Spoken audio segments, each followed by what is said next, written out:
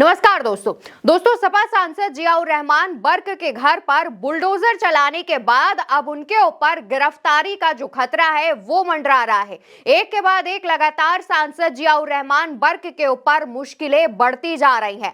सबसे पहले उन पर हिंसा का आरोप लगता है। कहा जाता है कि उन्होंने ही हिंसा भड़काई थी, जिसके बाद संभल में हिंसा हुई और 4 से 5 लोगों की मौत हो गई। उसके बाद उनके घर पर बिजली चोरी का आरोप लगता है और बिजली चोरी के सिलसिले में उन पर एफआईआर दर्ज होती है। बिजली उनके घर की काट दी जाती है और उसके बाद बुलडोजर एक्शन लेते हुए उनके घर की सीढ़ियां तोड़ दी जाती हैं। इसके बाद भी जब यूपी सरकार को चैन नहीं मिला तो अब उनके ऊपर जो गिरफ्तारी का खतरा है वो मंडरा रहा है। दरअसल दोस्तों, जब संभल में हिंसा हुई थी उस दौरान सपा सांसद जियाउर रहमान बर्क को इस हिंसा का नंबर 1 आरोपी बनाया गया था और उन पर एफआईआर दर्ज की गई थी। और इसी एफआईआर को चुनौती देते हुए सपा सांसद जियाउर रहमान बर्क ने हाईकोर्ट में एक याचिका दाखिल की थी।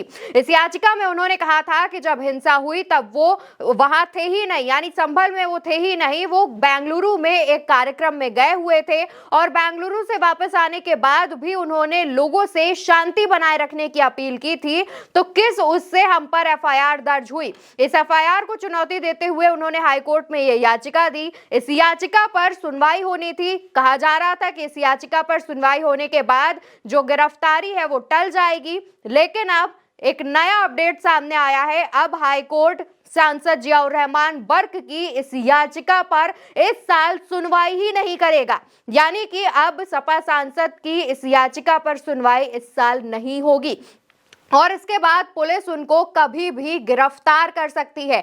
एक देखा जाए तो एक प्लान्ड तरीके से सपा सांसद जियाउर रहमान बर्क को घेरने का काम चल रहा है। उनके ऊपर लगातार एक के बाद एक नई मुश्किलें डाली जा रही हैं। अब इस मामले में यानी कि जो सपा सांसद ने जो याचिका दी है उसकी जो तारीख सामने आई है कि इस याचिका पर हाईकोर्ट में सुनवाई कब होगी, वो 2 जनवरी की है। यानी कि अभी दिसंबर में जो जितने भी दिन बचे हुए हैं उसमें सुनवाई नहीं होगी। अब इस याचिका पर 2 जनवरी को सुनवाई होगी और 2 जनवरी से पहले यूपी की पुलिस सपा सांसद जियाउर रहमान बर्क को कभी भी गिरफ्तार कर सकती है। इस बात का दावा खुद सपा सांसद ने किया था और आपको ये भी बताते चले कि लगातार सपा सांसद की मुश्किलें बढ़ क्यों रही हैं। दरअसल दोस्तों, जब संभल में हिंसा हुई थी उसके बाद सपा सांसद ने अपनी आवाज उठाई थी। संभल में हुई हिंसा को लेकर के उन्होंने काफी कुछ कहा था और साथ ही जो संभल में हिंसा हुई है उस पर सवाल भी उठाए थे। हालांकि भाजपा की तरफ से पूरी कोशिश थी कि संभल हिंसा का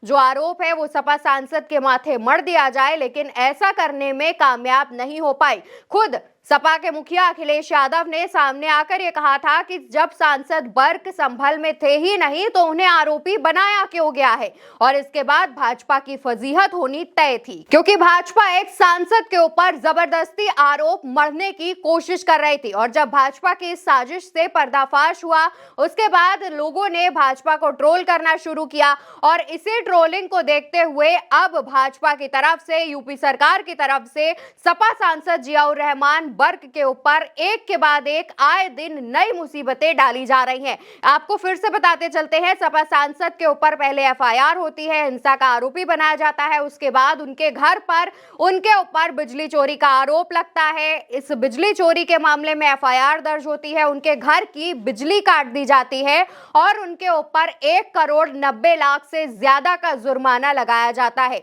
उसके अगले दिन पुलिस पहुंचती है, कहती है कि नालियों के ऊपर बनी जो सीढ़ियां हैं वो अवैध है और ऐसा कहते हुए बुलडोजर एक्शन लिया जाता है। वही बुलडोजर एक्शन जिस पर सुप्रीम कोर्ट यूपी सरकार को फटकार लगा चुका है, उसके बावजूद बुलडोजर एक्शन लेते हुए वो सीढ़ियां तोड़ी जाती हैं और बीते दिन ये बुलडोजर एक्शन हुआ और आज एक नया मामला तैयार है जहां पर उन्हें कभी भी गिरफ्तार किया जा सकता है।